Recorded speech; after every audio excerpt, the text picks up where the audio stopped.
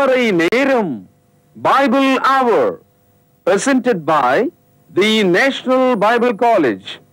கிறிஸ்துவின் சபையார் உங்களை வாழ்த்துகிறார்கள். Welcome to Satellite Bible Classes. வணக்கம். தேசிய வேதாகம கல்லூரி மாணவ கண்மணிகளே, தோழர்களே, பெற்றோர்களே, உலகளாவிய என் தமிழ் சொந்தங்களே, இந்த நாட்களில் ரோமருக்கு எழுதிய நிருபம் புக் ஆஃப் ரோமன்ஸ் வான்வழி வகுப்புகளாக நாம் படிக்கிறோம். அந்த வகையில் இன்றைக்கு ரோமருக்கு எழுதிய நிருபம் 7வது அதிகாரம். இந்த 7வது அதிகாரத்தில் 25 வசனங்கள் இருக்கிறது. இந்த அதிகாரத்தில் செல்ஃப் எக்ஸாமினேஷன், அதாவது தன்னையே சோதித்துக் கொள்ளுதல் என்று நம்ம பேசுகிறோம் இல்லையா, நம்மை நாமே சோதித்துக் கொள்ளுதல்.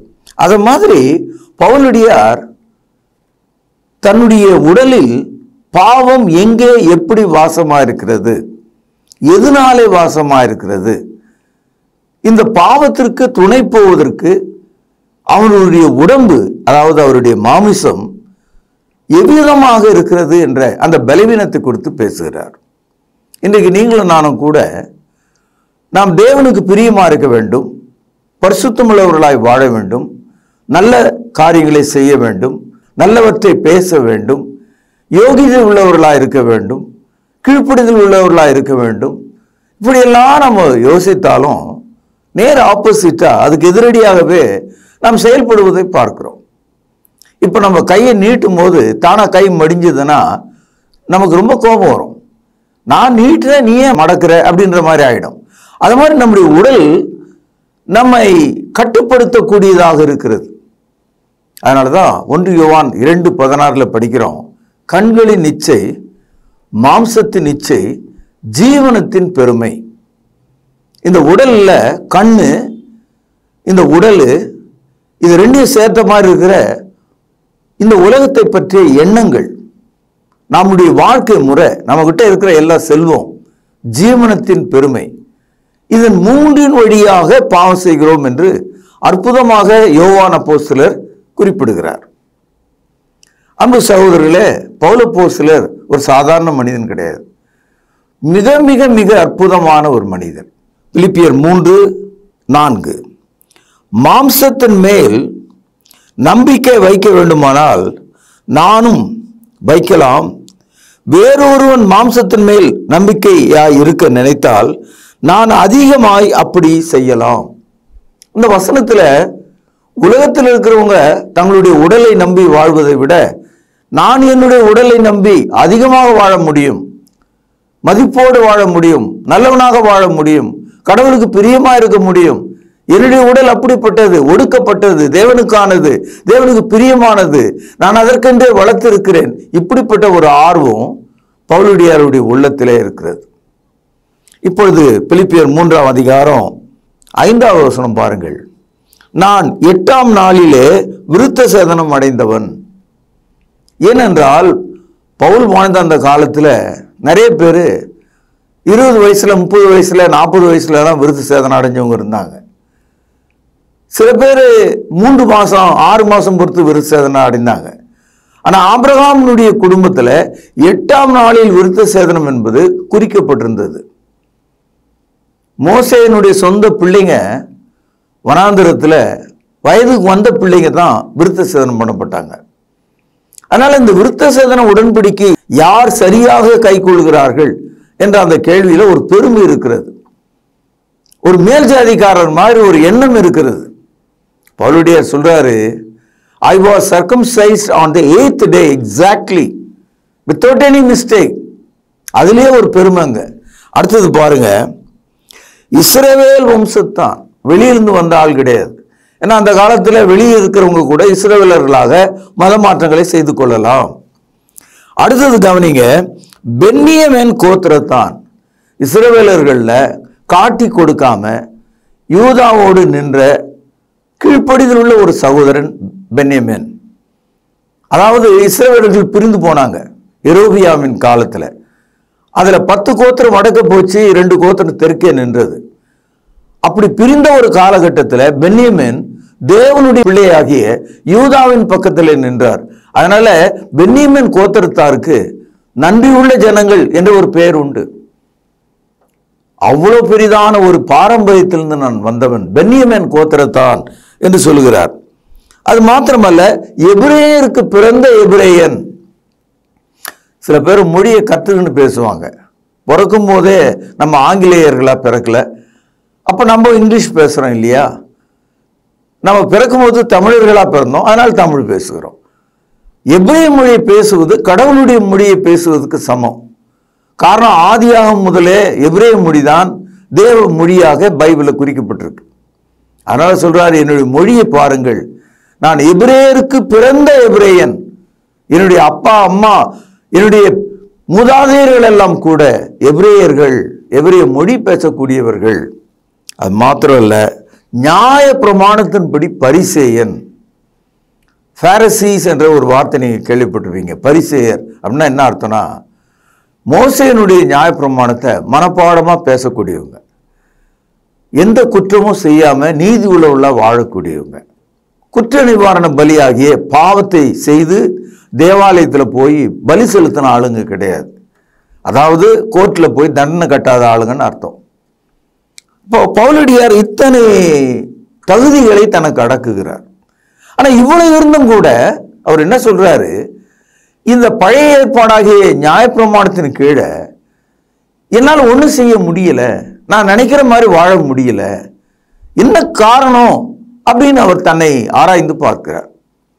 இன்றைக்கு கிறிஸ்தவ மத்தியில் இதே பைபிள் தான் வச்சிருக்காங்க. பழைய ஏற்பாடு புதிய ஏற்பாடுன்னு பார்க்குறாங்க.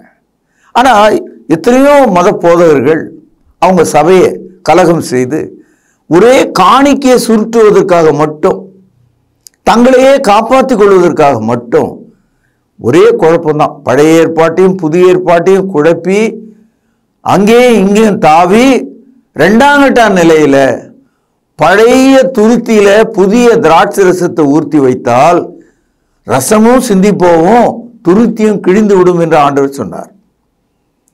பழைய துணியோடு புதிய துணியை இணைத்தால் புதியது பழையதை கிழிக்கும் என்று ஆண்டவர் சொன்னார். அதை அப்படியே நிறைவேற்றி கொண்டிருக்கிற ஒரு காலத்தில் நாம் இருக்கிறோம்.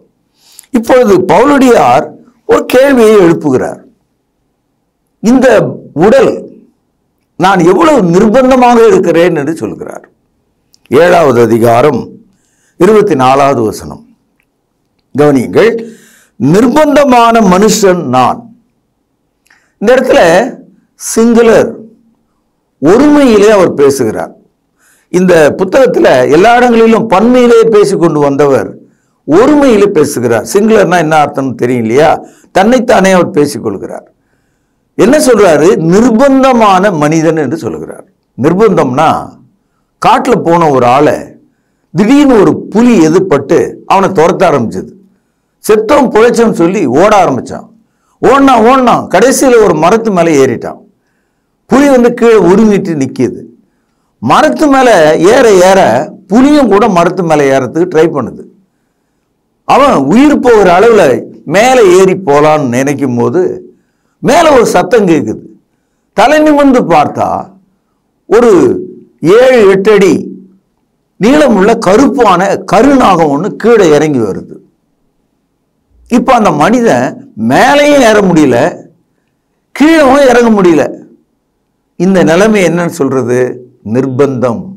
நிர்பந்தமான மனிதன், அதாவது நரகத்துக்கும் மோட்சத்துக்கும் இடையில மாட்டிக்கொண்டிருக்கிற, எந்த பக்கமும் போக முடியலையே. என்ன காரணம்? என்ன காரணம்? உலகத்திற்கு எல்லா மதங்களும் ஓரளவுக்கு இந்த இடத்துக்கு வராங்க. ஆன்மாவை விடுதலை செய்ய வேண்டும் என்ற விருப்பம் எல்லா மதத்திலும் இருந்தாலும் விடை அங்கே இல்லை. அதான் பிரச்சனை. இந்த சரீரத்தையே நீங்க கடவுளா நினைச்சீங்கன்னா நாசமாக போவீங்க. இது நீங்க எவ்வளவுதான் குளிப்பாட்டி நெத்திக்கு நீரிட்டு தலையில பொட்டிட்டு கழுத்துல கொட்டையிட்டு முள் மேல நடக்கிறது மாதிரி நடந்து ஒத்த காலில் நின்று ரெட்டை காலில் நின்று நெருப்புல ஓடி இந்த சரீரத்தை என்ன வதைச்சாலும் இந்த சரீரத்தில் இருக்கிறவைகள் அனைத்தும் உங்களோடு இருக்கும். அதுலேருந்து நம்ம வர்றதில்லை வெளியே. இதுலேருந்து நம்ம வெளியே வரணும்னு சொன்னால் வேறொரு உதவி நமக்கு தேவைப்படும். நிர்பந்தமான மனுஷன் நான். சில பேரை கடலில் விழுந்து தத்தளிக்கிறவங்கள ஒரு வட்டமான ரப்பரை காற்றடைத்ததை ஒரு கயிறில் கட்டி வீசி எறிவாங்க. சாவுக்கு போராடி கொண்டிருக்க அந்த மனுஷன் அந்த ரப்பரை பிடிச்சிக்கிட்டான்னா கரையில் இருக்கிறவங்க அந்த கயிறை இழுக்கும் போது அதோடு சேர்ந்த மனுஷன் வெளியே வந்துடுவான். அது மாதிரி தேவன் தம்முடைய சொந்த குமாரனை சிலுவையில் நீங்க இப்ப பாடுபடுறீங்க பாருங்க, இந்த உடல் அதே மாதிரியான ஒரு உடல்ல அவரை அனுப்பி அந்த உடலை காயப்படுத்தி இரத்த வழியை செய்து உங்கள் உடலில் அடங்காது இருக்கிற கண்களின் இச்சை, மாம்சத்தின் இச்சை, ஜீவனத்தின் பெருமைக்கான நிவர்த்தியாக பரிகாரமாக தேவன் உங்களுக்கு உதவி செய்கிறார். இந்த சரீரத்திலிருந்து நீங்கள் வெளியே வர முடியாது. இயேசு உங்களை வெளியே கொண்டு வரும் பாவ பரிகாரமாக, பாவ நிவர்த்தியாக இருக்கிறார். ரோமருக்கு எழுதிய நிருபம் 7ஆம் அதிகாரம் 24வது வசனம். நிர்பந்தமான மனுஷன் நான், இந்த மரண சரீரத்தினின்று யார் என்னை விடுதலையாக்குவார்? இதுல கவனிக்க வேண்டிய 2 வார்த்தைகள், நிர்பந்தம், மரண சரீரம், அதாவது பாடி ஆஃப் டெத், மரண சரீரம். அப்போ இந்த சரீரத்துல தான் பிரச்சனை இருக்குன்றார் அவர். இந்த சரீரத்துல ஏதோ ஒரு உறுப்பு நம்ம பாவம் செய்வதற்காகவே நம்மை அடிமைகளாக மாற்றுகிறது. நம்ம எவ்வளவு முயற்சி எடுத்தாலும் அதால செய்ய முடியல. கவனியுங்கள். இப்பொழுது ரோமருக்கு எழுதிய நிருபம் 7வது அதிகாரம் 15வது வசனம் மார்க் பண்ணிங்க. எப்படி எனில், நான் செய்கிறது எனக்கே சம்மதி இல்லை, நான் விரும்புகிறதை செய்யாமல் நான் வெறுக்கிறதையே செய்கிறேன். இதானே நம்ம நிலைமை. எதை வெறுக்கிறோமோ அதை செய்கிறோம், எதை செய்யணும்னு நினைக்கிறோமோ அதை செய்ய முடியல. இதுதான் பிரச்சனை. அதுக்கு என்ன காரணம்? இப்பொழுது 17ஆம் வசனம். ஆதலால் நான் அல்ல, எனக்குள் வாசமா இருக்கிற பாவமே அப்படி செய்கிறது. இதுக்கு என்ன காரணம்னா, there is sin in my body, அதனால தான் நான் இப்படி செய்கிறேன். மனுஷன் என்ன நினைக்கிறானா, கடவுளுக்கு பிரியமா இருக்குன்னு தான் நினைக்கிறான். ஆனா ஒரு நிமிஷம் கூட அவனால இருக்க முடியல. அதான் பிரச்சனை. 7ஆம் அதிகாரம் 18வது வசனம். அது எப்படி எனில், என்னிடத்தில், அதாவது என் மாம்சத்தில், கவனிங்க, என் மாம்சத்தில் நன்மை வாசமா இருக்கிறதில்லை என்று நான் அறிந்திருக்கிறேன். இந்த உடல்ல நன்மை என்றது ஒண்ணுமே இல்லை. நன்மை செய்ய வேண்டும் என்கிற விருப்பம் என்னிடத்தில் இருக்கிறது, நன்மை செய்வதோ என்னிடத்தில் இல்லை. I have a desire to do good, but I cannot do good. புரிஞ்சுதுங்களா உங்களுக்கு? இப்போ ஒரு பெரிய ஆலமரத்தை வேரோட பிடுங்கி வெட்டி போட்ட மாதிரி இருக்குது நம்ம வாழ்க்கை. இப்போ இவ்வளோ பெரிய ஆலமரமா இருந்து என்ன பிரயோஜனம்? பார்த்தீங்களா? கவனிங்க, மறுபடியும் சொல்லுகிறார். 19ஆம் வசனம் பாருங்கள். ஆதலால் நான் விரும்புகிற நன்மையை செய்யாமல் விரும்பாத தீமையே செய்கிறேன். 20ஆம் வசனம் பாருங்கள். அந்தபடி நான் விரும்பாததை செய்தால் நான் அல்ல, எனக்குள் வாசமா இருக்கிற பாவமே அப்படி செய்கிறது. ஆக 7ஆம் அதிகாரம் 17வது வசனத்திலும் 7ஆம் அதிகாரம் 20வது வசனத்திலும் 2 முறை அவர் சொல்றாரு, it is sin that dwells in me. 21வது வசனம். ஆனபடியால் நன்மை செய்ய விரும்புகிற என்னிடத்தில் தீமை உண்டென்கிற ஒரு பிரமாணத்தை காண்கிறேன். இப்போ ஏறக்குறைய காரணத்தை கண்டுபிடிச்சிட்டார். இந்த இடத்துல பிரமாணம் என்ற ஒரு வார்த்தையை கவனிச்சீங்களா? there is a law in my body to commit sin. இப்போ பாவம் என்பது என்ன? தேவனுடைய பிரமாணத்தை மீறுவது. பாவம் செய்வதற்காக என்னுடைய உடல் ஒரு பிரமாணமாக மாறிவிட்டது இப்போ. so my body itself a law to commit sin. 23வது வசனம். ஆகிலும் கவனிங்கள், என் மனதின் பிரமாணத்துக்கு விரோதமாய் போராடுகிற வேறு ஒரு பிரமாணத்தை என் அவயங்களில் இருக்க காண்கிறேன். பேனாவில் என் மனதின் பிரமாணம் அண்டர்லைன் பண்ணுங்க. போராடுகிற வேறொரு பிரமாணத்தை என் அவயங்களில் காண்கிறேன். அதை அண்டர்லைன் பண்ணுங்க. இப்போ என்ன சொல்றாரு? உடல்ல 2 பிரமாணம் வேலை செய்யுது, 2 லா வேலை செய்யுதுன்றார். ஒன்று அவனுடைய ஆத்ம பிரமாணம், மனதின் பிரமாணம். மனதால நல்லவனா இருக்க விரும்புறாரு, மனதால யோகிதையா இருக்க விரும்புறாரு, மனதால பரிசுத்தமா இருக்க விரும்புறாரு, மனதால தேவனுக்கு பிரியமா இருக்க விரும்புறாரு. ஆனா உடம்பு அதை விட மாட்டேங்குது. உடம்புல ஒரு சட்டம் இருக்கு. இந்த உடம்பு என்ன பண்ணுது? அப்படியே மேயுது. கண்களின் நிச்சை. அடுத்தது இந்த உலகம் முழுவதும் தேடுது மாம்சத்தை நிச்சை. கர்வத்தோடு பார்க்கிறது ஐஸ்வர்யத்தினுடைய மயக்கம், பொருளின் ஆசை. கண்களின் நிச்சை, மாம்சத்தின் நிச்சை, ஜீவனத்தின் பெருமை. கொடிகட்டி பறக்கிற ஒரு பிரமாணம் என் சரீரத்தின் அவயங்களில். அவயங்களில்னா நம்ம உடல்ல ஒரு பகுதி கை, அவயம். கண் ஒரு அவயம், காது ஒரு அவயம். என்ன சொல்றாரு? என்னுடைய உடலில மாம்சத்துல பல அவயங்கள் இருக்கிறது. இந்த அவயங்கள் எல்லாம் கூட்டம் போட்டு என்னை குப்பரை தள்ளிடுது. நான் மனசால நல்லா இருக்க விரும்புறேன், ஆனா உடம்பால இருக்க முடியல. இப்போ நீங்க ஒன்னு புரிஞ்சுக்கணும். there is 2 laws rules a man. One rules the soul, other one rules the body. இந்த ரெண்டையும் ஒண்ணா ஆளுறதுக்கு தான் மனுஷன் முயற்சிக்கிறான், முடியல. இப்போ ஒரு பொருளை அடமானம் வைக்கிறோம், அதை வாங்காம போயிட்டோம்னா முழுகிடுச்சுன்னு சொல்லுவாங்க, ஃபினிஷ்ட். ஒரு குறிப்பிட்ட நேரத்தில் அடமானத்தை மீட்கலன்னா அந்த பொருள் திருப்பி போய் வாங்க முடியாது. அத மாதிரி எல்லா மனிதர்களும் பாவம் செய்து அடமானத்துல போய் பாவத்தின் கீழே மொத்தமா அதை வித்துட்டாங்க. இப்பொழுது பாருங்கள், ரோமருக்கு எழுதிய நிருபம் 7வது அதிகாரம் 14வது வசனம். மேலும் நமக்கு தெரிந்திருக்கிறபடி நியாயப்பிரமாணம் ஆவிக்குரியதா இருந்தாலும், பெனால் அடிக்கோடிடுங்கள், நானோ பாவத்துக்கு கீழாக விற்கப்பட்டு, I am sold under the sin. நானும் பாவத்துக்கு கீழாக விற்கப்பட்டு மாம்சத்துக்குரியவனா இருக்கிறேன். ஒவ்வொரு பாவம் செய்து வாழுகிற மனிதர்களும் முழுகி போனவர்கள், மீட்கப்பட முடியாதவர்கள், பாவத்தின் கீழே விற்கப்பட்டு விட்டவர்கள், அவர்கள் செத்தவர்களாக இப்பொழுது மாறிவிட்டார்கள். பாருங்கள், ரோமர் 7வது அதிகாரம் 11வது வசனம்.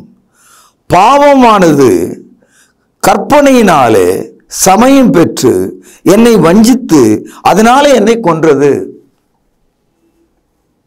நல்லது கவனிங்க சகோதரர்களே. அதாவது நியாயப்பிரமாணத்தினுடைய நோக்கம் நல்லது கெட்டதை பிரித்து காட்டுறது தான் அதனுடைய வேலை. நம்ம கெட்டதையே செய்யறதுனால நியாயப்பிரமாணம் இது கெட்டதுன்னு சொல்லிட்டே போகுது. Do and do not. டூன்றது செய்கின்றது தேவனுக்கு பிரியமா இருக்கிறது, செய்யாது என்பது தேவனுக்கு பிரியம் இல்லாதது. நம்ம செய்யறதெல்லாம் செய்யாததையே செஞ்சுன்னு போனோம். அதனால தான் ரோமர் 3:10 ஒருவனும் நீதிமான் இல்லை, ரோமர் 3:23 எல்லாரும் பாவம் செய்து தேவ மகிமையிழந்து விட்டார்கள். சகோதரி, இப்பொழுது கொஞ்சம் எண்ணி பாருங்க. ரோமர் 7:24 நிர்பந்தமான மனுஷன் நான். என்ன பயங்கரமான ஒரு வார்த்தையை அவர் பயன்படுத்துறாருன்னு பார்த்தீங்களா? தப்புவதுக்கு வழி இல்லாத மனுஷன் நான், பயங்கரமான உலையிலே நான் விழுந்து விட்டேன். சகோதரி, இதே மாதிரியான ஒரு சிங்குலர் ஸ்டேட்மெண்ட், அதாவது ஒருமையில பேசப்பட்ட ஒரு வார்த்தை பழைய ஏற்பாட்டில் இருக்கு. ஏசாயா 6ஆம் அதிகாரம் 5வது வசனம், பழைய ஏற்பாட்டில் 812வது பக்கம். அப்பொழுது நான் ஐயோ அதமானேன், நான் அசுத்த உதடுகள் உள்ள மனுஷன், அசுத்த உதடுகள் உள்ள ஜனங்களின் நடுவிலே வாசமாயிருக்கிறவன், சேனைகளின் கர்த்தராகிய ராஜாவை என் கண்கள் கண்டதே என்றான்.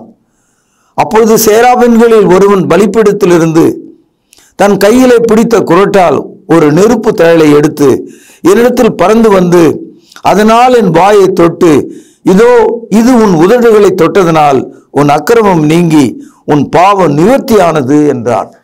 இது ஒரு தரிசனம். ஏசாயா தீர்க்கதரிசி ஒரு கட்டத்தில் தேவனுடைய மகிமையை கண்ட போது அவன் தன்னுடைய பாவத்து நிமித்தம் அலறுகிறான். அப்ப அவன் உபயோகப்படுத்துற வார்த்தை என்ன தெரியுங்களா? அதமானேன், அதமானே அப்படின்னா டிஸ்ட்ராய்டு. அங்க ரிச்சர்ட் மேன் பார்த்தோம், இங்க அதமானேன்னு சொல்றாரு. அதம்னா துண்டு துண்டா வெட்டி போடப்பட்ட, உயிரே இல்லை எனக்கு. என்ன காரணம்? நான் ஒரு பாவியா, என்னுடைய சமுதாயம் ஒரு பாவ சமுதாயம், ஒரு ஆள் கூட சுத்தமான ஆள் இல்லை. இந்த கண்கள்ல போய், இந்த உதட்டுல போய் தேவனை பார்க்க முடியுமா, பேச முடியுமா என்று அவன் அழ ஆரம்பிச்சுட்டான். அதமானேன் என்று அலறினான். கர்த்தர் இறங்கினார். சேரவன்கள் ஒருவனாகிய தேவதூதன் இறங்கி வந்து ஒரு அக்னி திரளை எடுத்து அவனுடைய உதட்டின் மீது வைத்து ஒரு விஷயத்தை சொன்னார். இந்த பார், உன் உதட்டை சுட்டன்னு சொல்ல, உன் அக்கிரமம் உன்னை விட்டு நீங்கியது. அப்படின்னா என்ன அர்த்தம்? உன் பாவத்தை நான் சுத்திகரித்து விட்டேன். இதே கருத்து தான் ரோமர்ல 7ஆம் அதிகாரம் 24வது வசனத்துல நம்ம படிக்கிறோம். நிர்பந்தமான மனுஷன் நான். இதே கருத்தை தான் ரோமர் 7:24 படிக்கிறோம். நிர்பந்தமான மனுஷன் நான். எதுக்கு நிர்பந்தம்? தேவனுக்கு பிரியமா இருக்க முடியல, எல்லாம் பாவம் தான், என்னால் ஒண்ணுமே செய்ய முடியல. நான் ட்ரை பண்றேன், என்னால் முடியல. ஒரு அடி ஏறினா 8 அடி கீழே விழுறேன். பழமொழி சொல்லுவாங்க, ஜான் ஏறினால் முழம் செருக்கியதுன்னு. ஒரு அடி ஏறினா 3 அடி கீழே விழுந்தன்றது அது பழமொழி. அது மாதிரி மனிதர்கள் தங்களுடைய சொந்த முயற்சியில ஒன்று செய்ய முடியாது. சமீபத்தில் நான் அண்ணா நகர் சென்னையில் ஒரு பகுதிக்கு போயிருந்தேன். காலையில் வீட்டு மேலே அவங்களுடைய மொட்டை மாடியில் அந்த வீட்டு ஜனங்க எக்ஸசைஸ் பண்ணிட்டு இருந்தாங்க. அது ஒரு வினோதமாக இருந்தது எனக்கு. இது என்ன இது என்ன யோகா பயிற்சி இது என்ன இது இப்படி குதிக்கிறார்களே அப்படின்னு நினச்சிட்டு நான் அப்படி யோசனை பண்ணிட்டு போகும்போது பக்கத்தில் இருக்கிட்ட கேட்டேன், இது என்ன பயிற்சிங்க, இது என்ன யோகா, இப்படி அவன் குதிக்கிறானே அப்படின்னு நான் கேட்டேன். அதுக்கு அந்த ஆள் சொன்ன பதில் ரொம்ப ஆச்சரியமாக போயிடுச்சு எனக்கு. என்ன சொன்னார்னா, இந்த குதிக்கிறானே அவன் அவன் தோள் மேலேயே ஏறி உட்காந்துக்கிட்டு குதிக்கிறான் அப்படின்னு சொன்னார். புரியுதா உங்களுக்கு? அதாவது குதிக்கிற ஆளு அவன் தோள் மேலே ஏறி உட்காந்து குதிக்கிறான். அப்படிப்பட்ட ஒரு எக்ஸசைஸ் இது, ஒரு யோகா பயிற்சி இதுன்னு சொன்னார். சொல்லுவதுக்கு சுலபமாக இருக்கும், நம்புவதுக்கு ஏதாவது இடம் இருக்கா? Can you jump on your own shoulder? உன்னுடைய தோள் மேல உன்னால் ஏற முடியுமா? முடியவே முடியாது. அப்படி இருக்கும்போது இந்த சரீரத்திலிருந்து நீ மோட்சம் போக முடியாது. இந்த சரீரத்தில் பாவம் செய்யாம இருக்க முடியாது. உன் மனதின் பிரமாணம் தேவனுக்கு பிரியமா இருக்கு, சரீரத்தின் பிரமாணம் விரோதமா இருக்கு. ஆகவே நீ விற்கப்பட்டாய், கொல்லப்பட்டாய், அடிமையானாய், எதுவுமே செய்ய முடியாத தரிதரனானாய். கடைசியில் சொல்றாரு, நிர்பந்தமான மனுஷன் சே, என்னை விடுதலை செய்வார் யாருமே இல்லையே, கதறுகிறார் இந்த மனிதன். இந்த கருத்தை உலகத்தில் உள்ள அனைத்து மக்களும் இயேசு கிறிஸ்துவினுடைய சுவிசேஷத்தை கேள்விப்படுவதற்கு முன்னாலே, அவருடைய மரணமாகிய பரிகாரத்தை கேள்விப்படுவதற்கு முன்னாலே இப்படிதான் இருக்கான். Every man lives on this planet earth is a wretched man under the sin, and he was killed and destroyed. Unless Christ redeem you, there is no way that you can be redeemed. இயேசு கிறிஸ்து அல்லாமல் உனக்கு ஒரு மீட்கும் பொருள் இல்லை. இதுதான் ரோமர் 7ஆம் அதிகாரத்தில் சொல்லுகிறார். இப்போ ரோமர் 7ஆம் அதிகாரம் முதல் 5 வசனத்தில் நம்ம குடும்ப வாழ்க்கையை பற்றி ஒரு உதாரணம் சொல்றார். இப்போ கணவன் மனைவி அது ஒரு சட்டம். அந்த சட்டத்தின் கீழே 2 பேரும் இருக்காங்க, ஒரு ஃபேமிலியா இருக்காங்க. இப்போ கணவர் இறந்துட்டார்னா அந்த திருமண சட்டத்திலிருந்து அவங்க விடுதலை ஆயிடுறாங்க. இப்போ அந்த இளம் மனைவி வேற ஒருவரை கல்யாணம் பண்ணிக்கலாம். அந்த இளம் கணவர் மனைவி இறந்துட்டா அவர் வேற ஒருத்தரை கல்யாணம் பண்ணிக்கலாம். ஆனால் 2 பேரும் உயிரோடு இருக்கும்போது அந்த திருமண சட்டம் அவர்களே ஆளுகிறது. இப்போ என்ன சொல்றாரு, பழைய ஏற்பாட்டு நியாயப்பிரமாணத்தின் கீழே கட்டப்பட்டிருக்கிற நீங்கள் அதிலிருந்து விடுதலை ஆகணும்னு சொன்னா இயேசு கிறிஸ்துவினிடத்துல வரலாம். அந்த சட்டம் உங்களை விட்டு போய்விட்டது. ஏனென்றால் கிறிஸ்து சிலுவையில் மரித்ததுனால நியாயப்பிரமாணம் நீக்கப்பட்டு விட்டது. இப்போ ஹஸ்பண்ட் இல்லை, you are free, so you can மேரி. அது மாதிரி நீங்கள் பழைய ஏற்பாட்டை விட்டு விட்டு கிறிஸ்துவாகிய புதிய ஆவிக்குரிய ஆண்டவரிடத்துல வரலாம். இதுதான் சொல்றார். பாருங்கள், ரோமருக்கு எழுதிய நிருபம் 7வது அதிகாரம் 1 வசனம். நியாயப்பிரமாணத்தை அறிந்திருக்கிறவர்களோடு பேசுகிறேன், சகோதரரே, ஒரு மனுஷன் உயிரோடு இருக்கும் அளவும் நியாயப்பிரமாணம் அவனை ஆளுகிறது என்று அறியாமல் இருக்கிறீர்களா? அது எப்படி என்றால், புருஷனை உடைய ஸ்திரீ தன் புருஷன் உயிரோடு இருக்கும் அளவும் நியாயப்பிரமாணத்தின்படியே அவனுடைய நிபந்தனைக்கு உட்பட்டிருக்கிறாள். கவனியுங்கள், புருஷன் மரித்த பின்பு புருஷனை பற்றிய பிரமாணத்தின்று விடுதலையாகிறாள். ஆகையால் புருஷன் உயிரோடு இருக்கையில் அவள் வேறொரு புருஷனை விவாகம் பண்ணினால் விபச்சாரி எனப்படுவாள். புருஷன் மரித்த பின்பு அவள் அந்த பிரமாணத்திலிருந்து விடுதலையானபடியால் வேறொரு புருஷனை விவாகம் பண்ணினாலும் விபச்சாரி அல்ல. அப்படி போல என் சகோதரரே, நீங்கள் மரித்தோரிலிருந்து எழுந்த கிறிஸ்து என்னும் வேறொருவருடையலாகி தேவனுக்கென்று கனி கொடுக்கும்படி கிறிஸ்துவின் சரீரத்தினாலே நியாயப்பிரமாணத்துக்கு மரித்தவர்களானீர்கள். அதாவது பழைய ஏற்பாட்டை விட்டு புதிய ஏற்பாட்டை கைக்கொள்கிற மக்கள் எப்படி திருமண சட்டத்திலிருந்து விடுதலையான ஒரு கணவன் மனைவியைப் போல நீங்கள் நியாயப்பிரமாண சட்டத்தை விட்டு இயேசு கிறிஸ்துவினுடைய உடலோடு இணைக்கப்படுவதன் வழியாக தேவனுக்கென்று பிரியமான கனி கொடுக்கிற மக்களாக வாழ்கிற மக்களாக மாறுகிறீர்கள் என்ற உதாரணத்தோடு இதை முடிக்கிறார். நல்லது சகோதரர்களே, இது எல்லாம் ரொம்ப அழுத்தமான பாடம், ரொம்ப ஸ்ட்ராங் டோஸ். இது நல்லா புரிஞ்சுக்கணும். நீங்கள் படிங்க, உங்கள் சொந்த பைபிள் ஆங்கிலத்தில் படிங்க, தமிழில் படிங்க, உங்கள் மொழியில் படிச்சுங்க. ஒன்றும் மேஜிக்கெல்லாம் ஒன்றும் கிடையாது. புரியுதா? ஆகவே இந்த பாருங்க, அங்கே பாருங்க, இங்கே பாருங்க அப்படின்லாம் உங்களுக்கு நான் போதிக்கல. வசனத்தை பாருங்க, வசனத்தை புரிஞ்சுங்க. நீங்கள் எவ்வளோ பெரிய நிர்பந்தமான மனுஷன் என்பதை புரிந்து கொண்டு இயேசு கிறிஸ்துவினிடத்தில் வாருங்கள். அவர் உங்களை தமது பிரமாணத்தின் மூலம் ஆசீர்வதிப்பார் என்று சொல்லி இன்றைய செய்தியை நான் இங்கே நிறைவு செய்கிறேன். பிரார்த்தனை செய்வோம். மகா பரிசுத்த நிறைந்த எங்கள் அன்பான தகப்பனே, மிக உறுதியான நற்செய்தியை நாங்கள் கேட்டோம். இதோ ஏசையா அதமானேன் என்று சொன்னார். பவுலடியார் நான் நிர்பந்தமான மனுஷன் என்று சொன்னார். நாங்களும் அப்படிதான் நினைக்கிறோம், சொல்லுகிறோம். எங்களை விடுதலை செய்யும்படியான என் ஆண்டவர் இயேசுவுக்காக நன்றி செலுத்துகிறேன். இயேசுவின் நாமத்தில் ஜெபம் கேளும் பிதாவே, ஆமென். தொடர்பு கொள்ள வேண்டிய முகவரி: திருமறை நேரம், 58 சர்ச் தெரு, குமரன் நகர், சென்னை 6,82,000. செல்போன் 9385500882. கர்த்தாவே, தேவர்களில் உமக்குப்பானவர் யார்? வானத்திலும் பூமியிலும் உமக்குப்பானவர் யார்?